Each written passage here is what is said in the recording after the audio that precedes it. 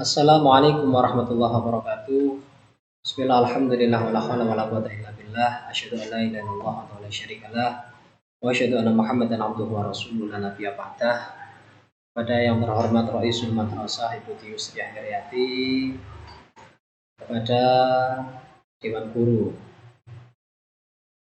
para staf dan karyawan yang kami hormati, tak lupa kepada anak-anakku, siswa-siswi maupun calon siswa-siswi MTS Ma'arif Kertep yang kami sayangi dan kami banggakan.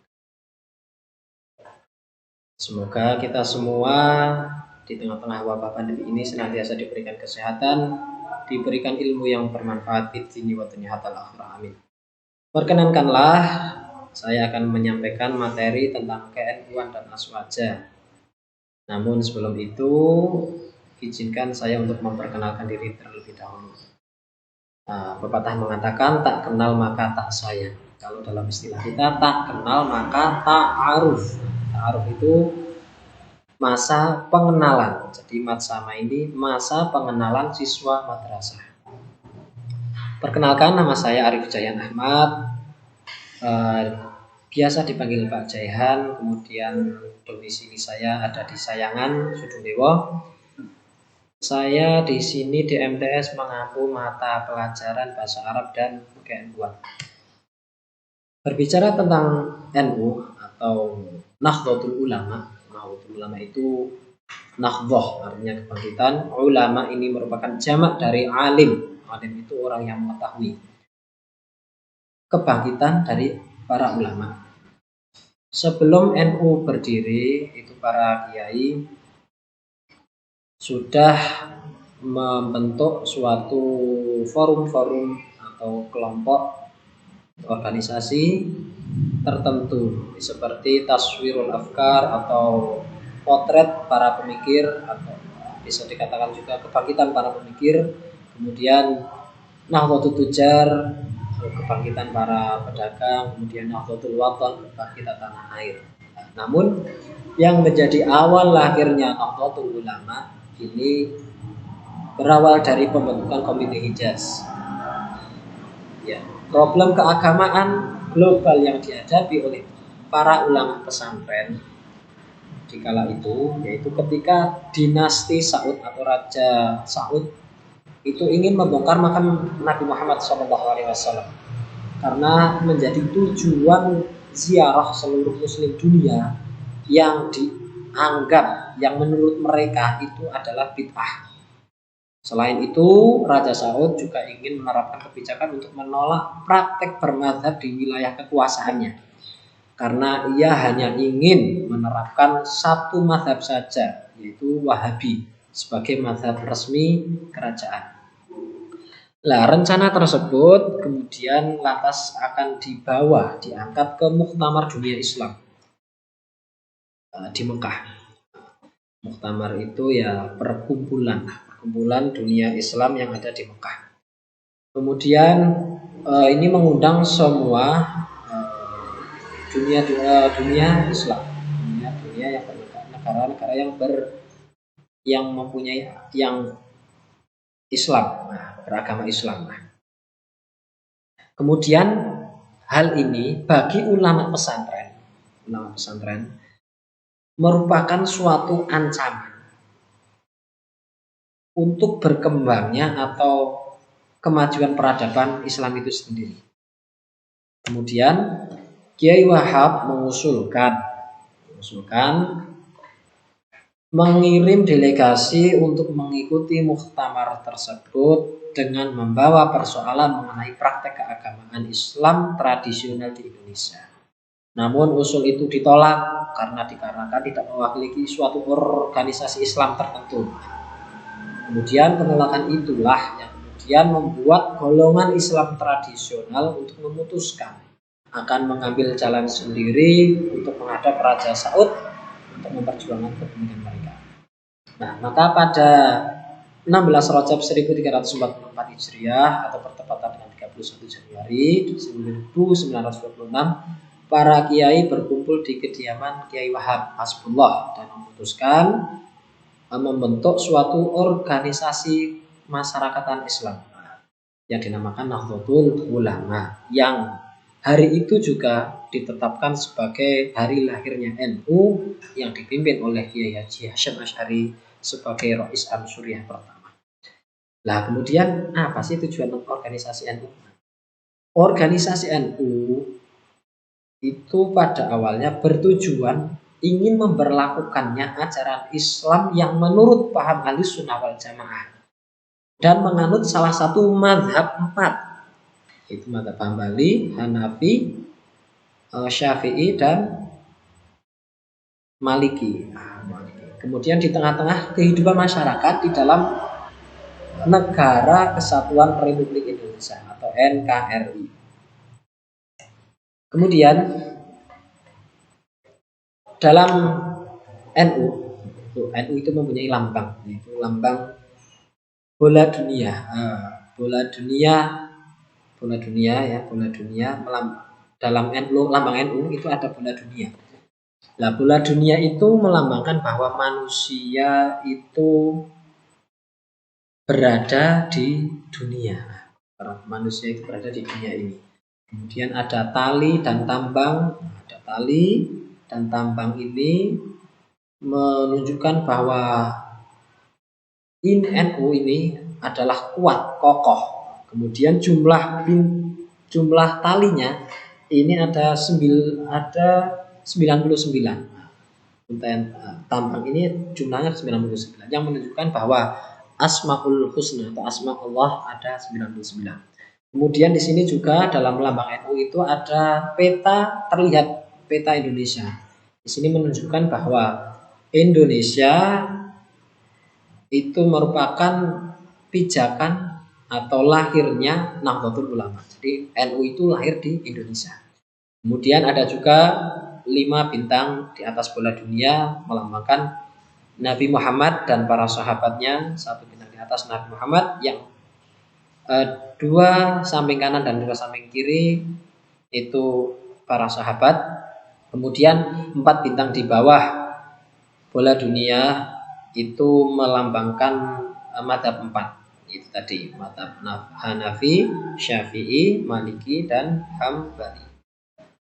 Lah, keseluruhan bintang itu berjumlah 9 yang menunjukkan atau melambangkan bahwa di Indonesia ini Islam itu diajarkan oleh para wali songo, 9 wali songo. Kemudian tulisan Nahdlatul Ulama ini menunjukkan bahwa ormas atau organisasi ini bernama Nahdlatul Ulama. Warna dasar dari logo NU itu yaitu hijau. Hijau itu melambangkan kesuburan. Kemudian tulisannya itu berwarna putih yang melambangkan kesucian. Kemudian struktur organisasi NU ada pengurus besar Nahdlatul Ulama atau PBNU. Kemudian PWNU, pengurus wilayah berada di provinsi. Kemudian PCNU berada di kabupaten. Nah, kemudian PCINU, pengurus cabang istimewa Nahdlatul Ulama, ini berada di luar negeri. Jadi Nahdlatul Ulama itu sekarang sudah mendunia, bukan hanya di Indonesia saja, tapi ini sudah merambah ke luar negeri. Jadi ini apresiasi kita bahwa NU itu sudah tidak hanya di Indonesia saja, tetapi di luar negeri juga ada. Kemudian ada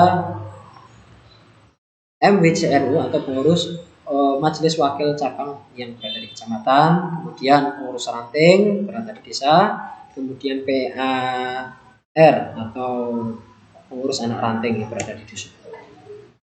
Kemudian struktur lembaga kepengurusan NU ada mustasyar atau penasehat, bertugas memberikan nasihat kepada pengurus NU sesuai dengan tingkatannya. Kalau mustasyar di Wonosobo itu beliau Bapak Kiai Haji Subramalisi. Kemudian ada Syuriah NU. Syuriah NU itu pemimpin tertinggi, tugasnya yaitu membina, mengendalikan, mengawasi serta penentu kebijakan Nahdlatul Ulama sesuai dengan tingkatannya. Kalau di Wonosobo ya Simbah Kiai Haji Abdul Hamid.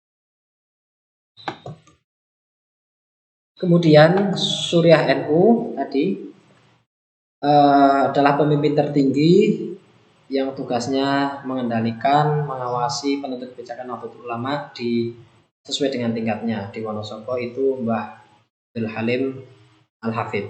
Kemudian ada juga Tanfidiyah, adalah pelaksana NU.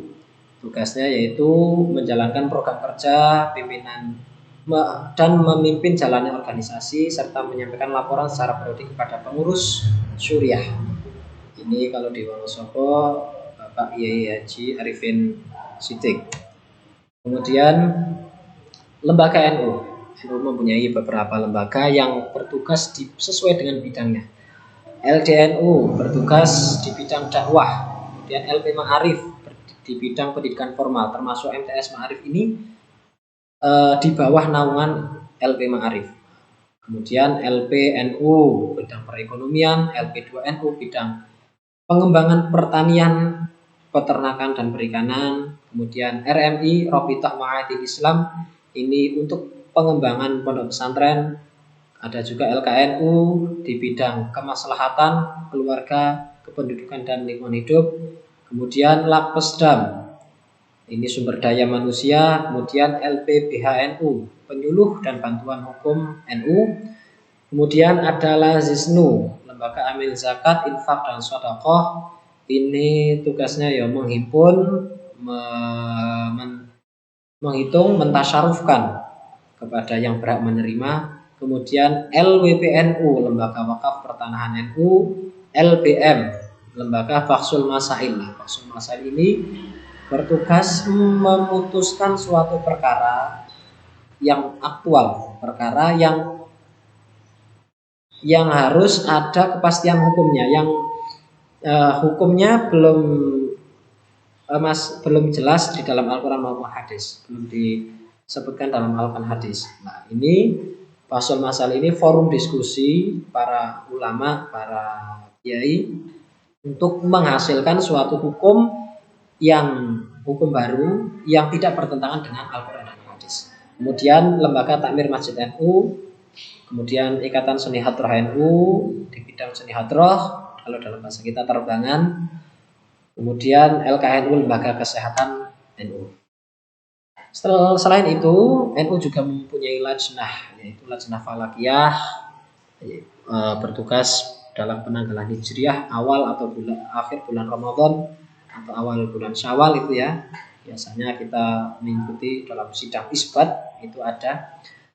Nah, itu merupakan tugas dari lajnah falakiyah. Kemudian lajnah ta'lif wan nasr. Ini penulisan karangan, penerjemahan, pembukaan buku kitab dan lain-lainnya yang beraliran Ahlussunnah wal Jamaah. Kemudian lajnah pendidikan tinggi Nahdlatul Ulama yang bertugas mengembangkan pendidikan tinggi NU. Selain itu ada juga badan otonom yaitu Muslimat NU. Kemudian Muslimat NU ini beranggotakan ibu-ibu Nahdlatul Ulama. Kemudian ada GP Ansor, ini yang beranggotakan para pemuda atau gerakan pemuda Ansor. Gerakan pemuda Ansor. Jadi anggotanya itu para pemuda. Kemudian ada juga Fatayat Nahdlatul Ulama, ini beranggotakan para pemudi. Kemudian ada Ibnu IPPNU lah ini kalian semua siswa-siswi semua ini masuk dalam usia Ibnu IPPNU. Karena apa? Ibnu IPPNU itu beranggotakan usia 12 sampai 26 tahun. Selebihnya itu nanti masuk ke Fatayat atau GP Ansor. Nah, kalau sudah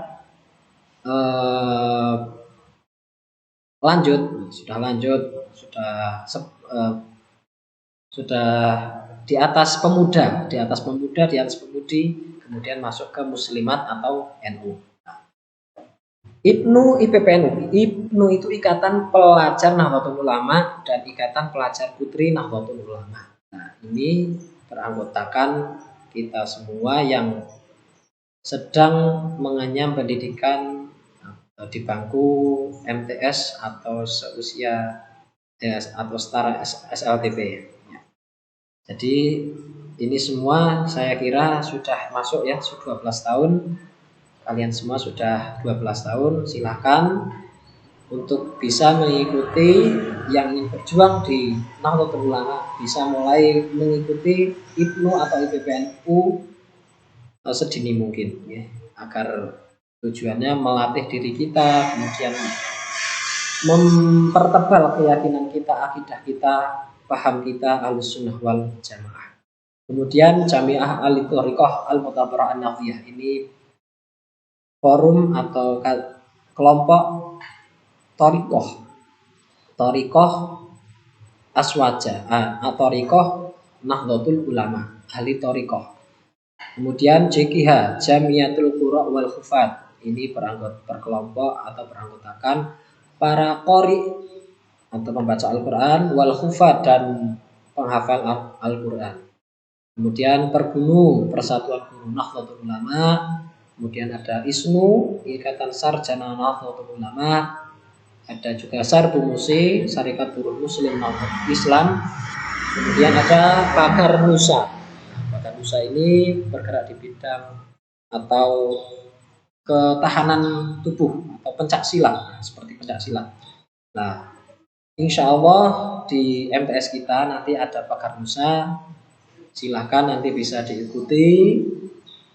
Nanti kalau setelah KBM berjalan normal, setelah pandemi ini selesai. Kemudian sikap kemasyarakatan NU ini, kemasyarakatan NU itu mempunyai ciri khas. Ciri khasnya itu pertama tawasud. Tawasud itu suka mengambil jalan tengah, tidak suka ke kanan, tidak ke kiri, tetapi suka mengambil jalan tengah. Tengah-tengah wae.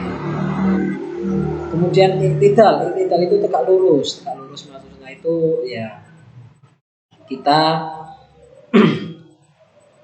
dalam berpaham Ahlussunnah wal Jamaah itu konsisten, tegak lurus. Ya itu.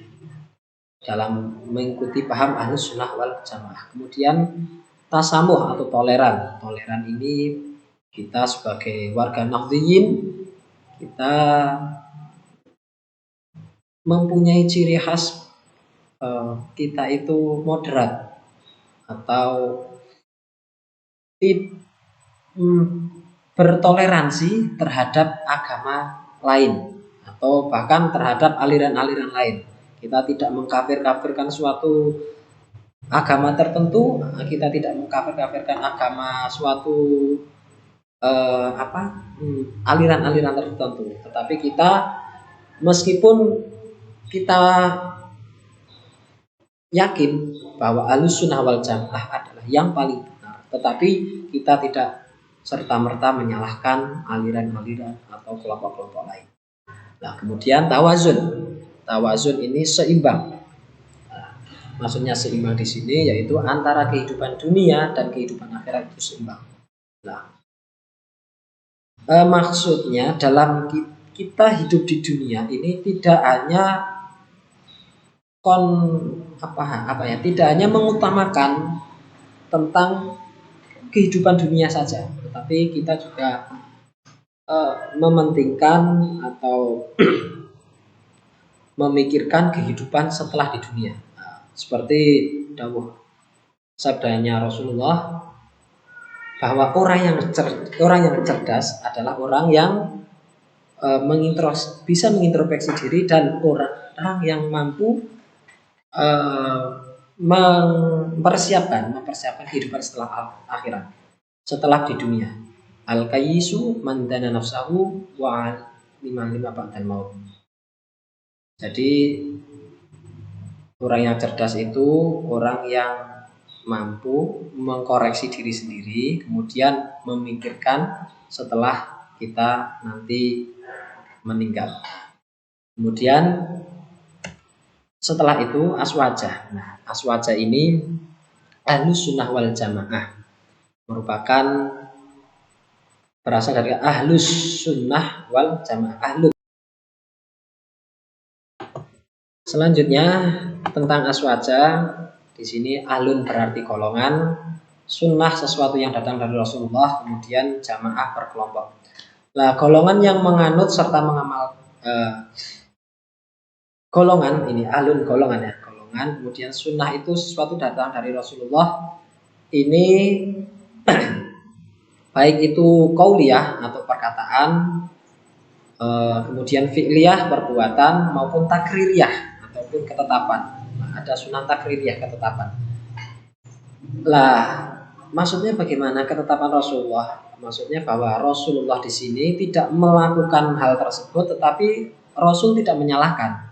Seperti yang dilakukan oleh sahabat Bilal ketika akan mengumpulkan para muslimin pada saat itu untuk melakukan sholat berjamaah, beliau Sayyidina Bilal, sahabat Bilal itu mengumandangkan adzan. Nah, ini Rasulullah tidak menginstruksikan, tidak memerintahkan, tetapi hal ini dilakukan oleh sahabat Bilal dan Rasulullah tidak menyalahkan. Nah, ini namanya sunnah takririyah. Kemudian jamaah berkelompok, yang dimaksud kelompok di sini yaitu para sahabat Nabi, yaitu Abu Bakar, sahabat Umar, sahabat Utsman, dan sahabat Ali. Kemudian secara istilah bahwa Ahlussunnah wal Jamaah itu golongan yang menganut serta mengamalkan ajaran Islam secara murni sesuai yang diajarkan dan diamalkan oleh Rasulullah dan para sahabatnya. Kemudian sejarah munculnya Ahlussunnah wal Jamaah ini,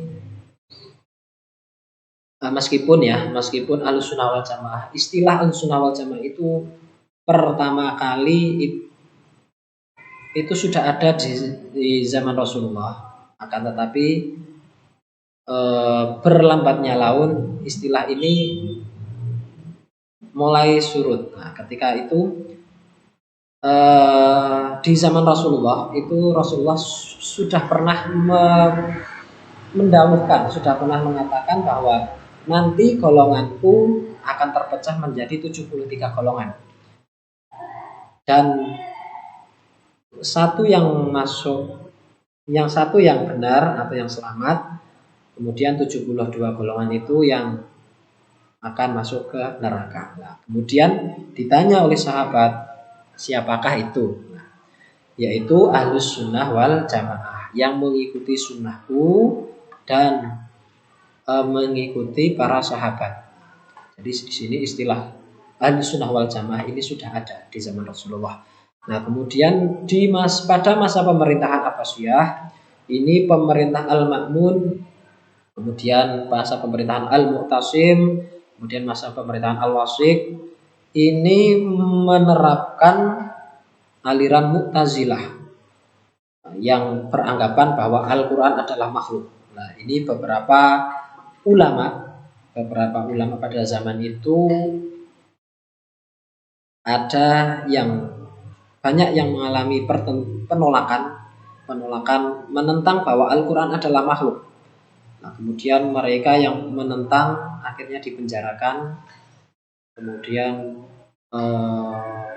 berlambat laun karena aliran ini menganggap bahwa Al-Quran adalah makhluk. Ini lambat laun mengalami penurunan dalam pengikutnya. Kemudian di masa pemerintahan Al-Mutawakkil, yaitu Syekh Abu Hasan Al-Asy'ari, beliau dulunya adalah pengikut aliran Mu'tazilah, namun kemudian beliau bermimpi bertemu Nabi Shallallahu Alaihi Wasallam bahwa ajaran Mu'tazilah ini adalah aliran yang sesat. Setelah itu Abu Hasan Al-Asy'ari ini menghidupkan kembali Ahlus Sunnah wal Jamaah. Nah, ajaran Ahlus Sunnah wal Jamaah di bidang akidah ini mengikuti Imam Abu Hasan Al-Asy'ari dan Abu Mansur Al-Maturidi. Kemudian di bidang syariat atau fikih itu mengikuti mazhab 4, yaitu Imam Hambali, Imam Hanafi, Imam Syafi'i, dan Imam Maliki. Nah, kemudian di bidang tasawuf ini Ahlus Sunnah wal Jamaah ya mengikuti mazhab Imam Abu Qasim Junaid Al-Baghdadi dan Imam Al-Ghazali. Selain itu juga ada Syekh Abdul Qadir Al-Jailani. Nah, kemudian kenapa kita harus memilih NU? Yang pertama, NU itu didirikan oleh para ulama, jelas ya. Ulama itu orang yang tahu, orang yang mengetahui. Kedua, ulama adalah pewaris para nabi.